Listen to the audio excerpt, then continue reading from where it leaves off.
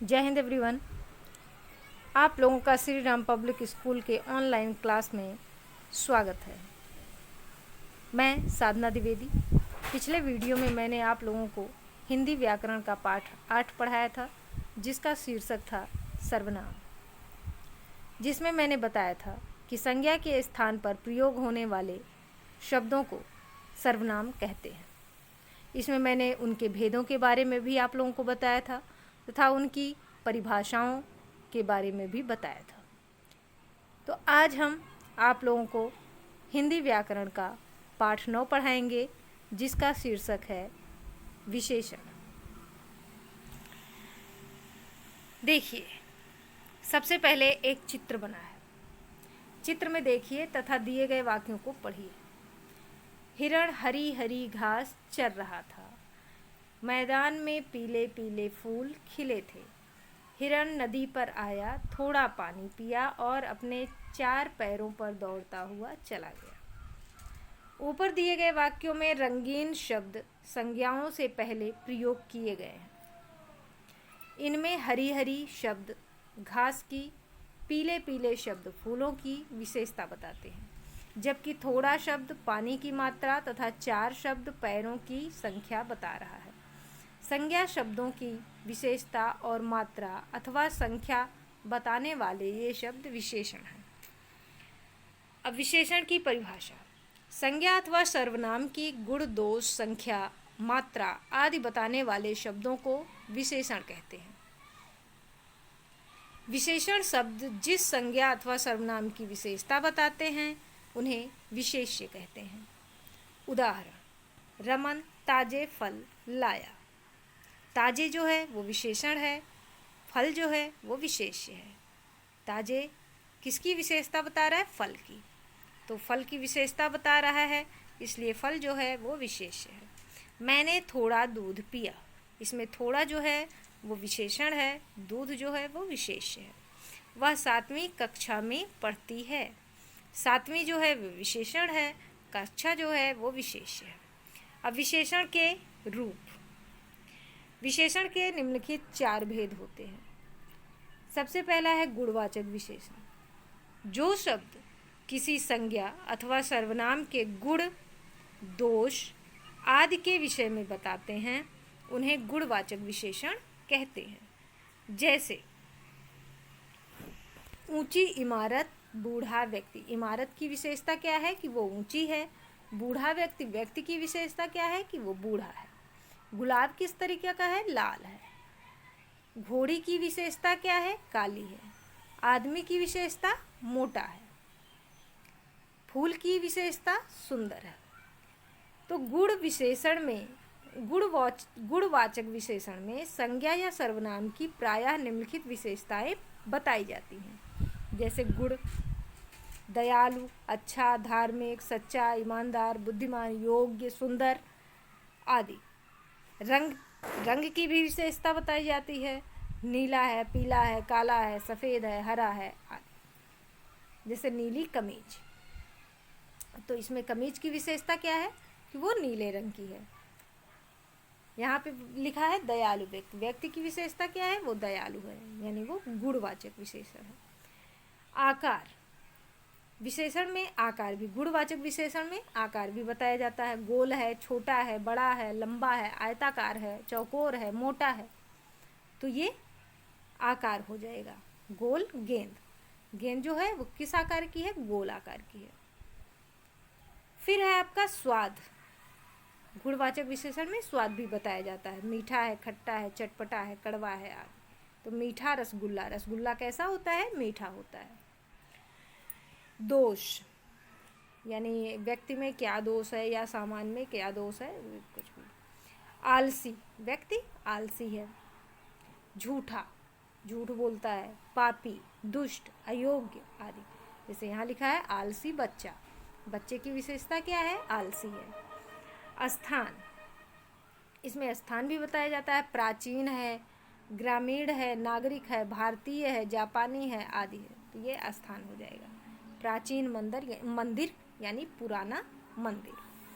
संख्यावाचक विशेषण, दूसरा आपका होता है संख्यावाचक विशेषण, जिस विशेषण से संज्ञा या सर्वनाम की संख्या का बोध हो उसे संख्यावाचक विशेषण कहते हैं। जैसे कुछ फल, सब बच्चे, आधे पृष्ठ, 40 छात्र। तो इसमें फल जो है वो कुछ हैं, इसको फल को हम गिन सकते हैं, यानी ये संख्यावाचक हैं। सब बच्चे, बच्चे भी गिन सकते हैं। आधे पृष्ठ, आधा पृष्ठ है। 40 छात्र, छात्र की गिनती है। संख्यावाचक जो होते हैं विशेषण वो दो प्रकार के होते हैं। पहला निश्चित संख्यावाचक, जो विशेषण किसी निश्चित संख्या का बोध कराते हैं उन्हें निश्चित संख्यावाचक विशेषण कहते हैं। जैसे 2 रुमाल, 100 रुपये, 3 व्यक्ति, पहली पंक्ति आदि। दूसरा आपका आता है अनिश्चित संख्यावाचक। अनिश्चित संख्यावाचक में क्या होता है, जो विशेषण निश्चित संख्या का बोध नहीं कराते हैं उन्हें अनिश्चित संख्यावाचक विशेषण कहते हैं। जैसे कुछ चित्र, थोड़े छात्र आदि। यानी हमें पता नहीं है कितने छात्र, थोड़े से हैं। चित्र कितना है पता नहीं, कुछ चित्र है। परिमाणवाचक विशेषण, नाप तौल बताने वाले विशेषण परिमाणवाचक विशेषण कहलाते हैं। जैसे जब हम संख्या नहीं पता होता है, केवल हमें तौलना होता है किसी चीज़ को, हम उसे गिन नहीं सकते, तौल के लेते हैं, तो उसे हम परिमाणवाचक विशेषण के अंतर्गत लाते हैं। जैसे 2 किलो सेब, 1 लीटर दूध। जो भी चीज़ हम तौल कर लेते हैं वो परिमाणवाचक विशेषण के अंतर्गत आएंगे। 100 ग्राम हल्दी, थोड़ा नमक, ये सारे।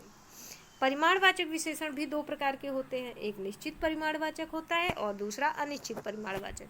निश्चित परिमाणवाचक, जो विशेषण संज्ञा या सर्वनाम के निश्चित परिमाण का बोध कराते हैं निश्चित परिमाणवाचक विशेषण कहलाते हैं। जैसे 5 मीटर कपड़ा, 2 किलो घी, 4 लीटर दूध आदि। अनिश्चित परिमाणवाचक है जिन विशेषणों से संज्ञा या सर्वनाम की निश्चित परिमाण का बोध नहीं होता है उन्हें अनिश्चित परिमाणवाचक विशेषण कहते हैं। जैसे थोड़ी चीनी, कुछ दूध, कुछ फल आदि।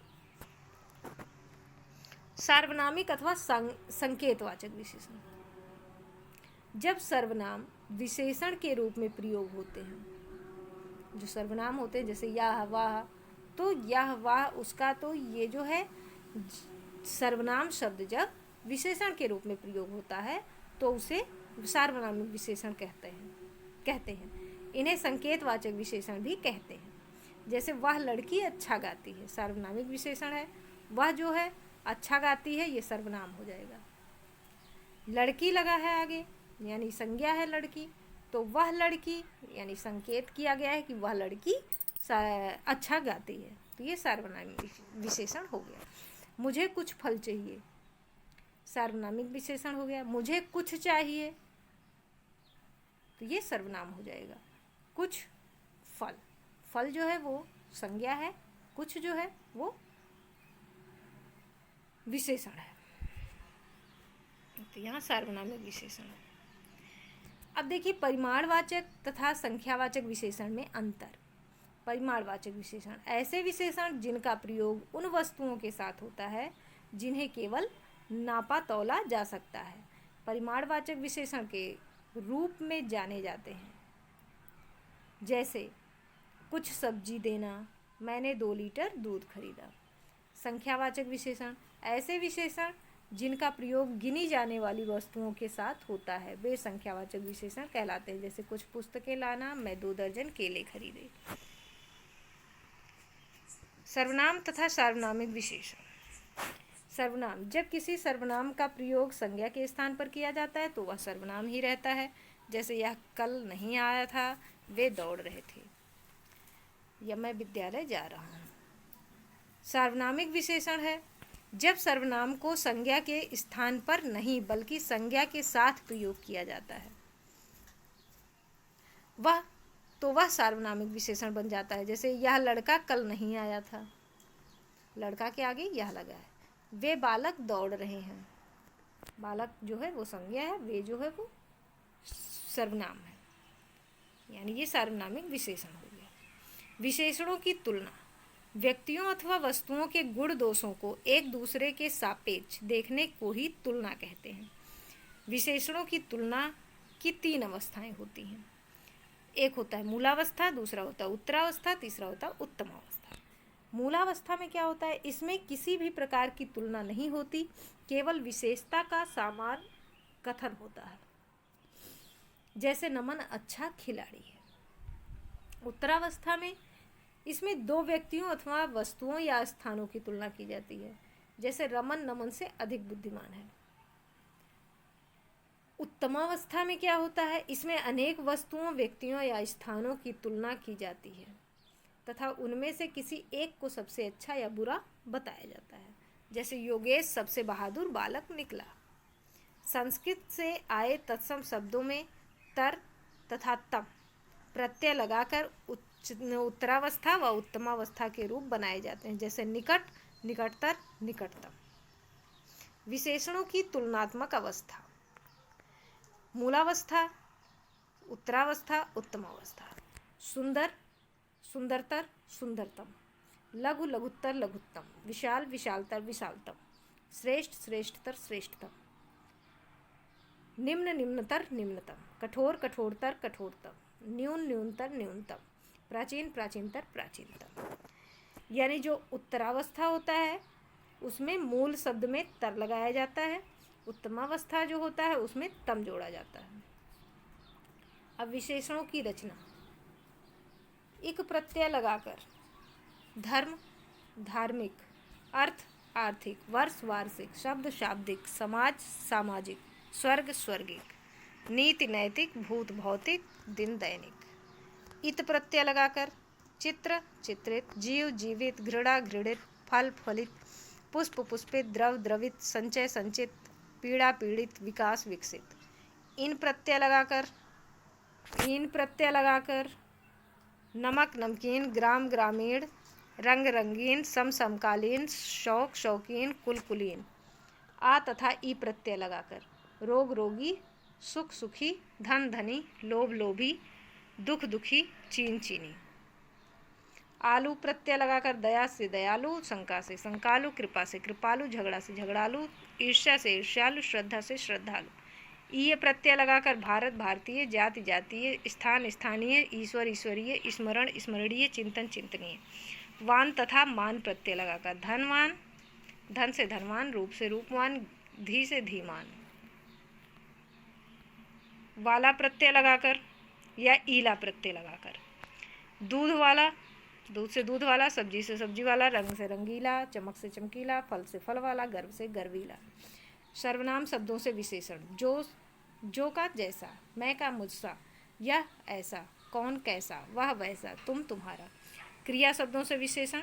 खाना खाऊं, भागना भगौड़ा, सजना सजावटी, तैरना तैराक, पढ़ना पढ़ाकू, बिकना बिकाऊ, उड़ना उड़ाकू, लड़ना लड़ाकू, सड़ना सड़ियल।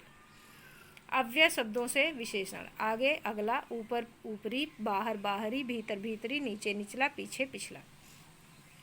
अब इसमें हमने आप लोगों को विशेषण के बारे में बताया। संज्ञा या सर्वनाम की विशेषता बताने वाले शब्द विशेषण कहलाते हैं। इसके 4 भेद होते हैं: गुणवाचक, परिमाणवाचक, संख्यावाचक और सार्वनामिक। विशेषण शब्द जिन संज्ञा शब्दों की विशेषता बताते हैं उन्हें विशेष्य कहते हैं। अब इस पाठ से संबंधित कुछ प्रश्न हैं, जैसे विशेषण किसे कहते हैं, उदाहरण देकर समझाइए। विशेषण के कितने भेद होते हैं, उनके नाम लिखिए। परिमाणवाचक विशेषण और संख्यावाचक विशेषण में अंतर बताइए। सर्वनाम तथा सार्वनामिक विशेषण में अंतर स्पष्ट कीजिए। इसे आप अपनी उत्तर पुस्तिका में उत्तर सहित लिख लीजिएगा और निम्नलिखित विशेषणों में एक एक वाक्य बनाइए। जितने विशेषण शब्द दिए हैं इनसे एक वाक्य बनाने हैं। निम्नलिखित शब्दों से विशेषण बनाइए। अर्थ से आर्थिक, नीति से नैतिक। तो ऐसे ही आपको जितने शब्द दिए हैं उनसे विशेषण शब्द बनाने हैं। फिर है, नीचे दिए गए विशेष्यों को उचित विशेषणों के साथ प्रयोग कीजिए। जैसे रमणीक। अब रमणीक क्या हो सकता है? स्थल, बाग, कांटे, आविष्कार, उद्यान, गुण, देश, हरि।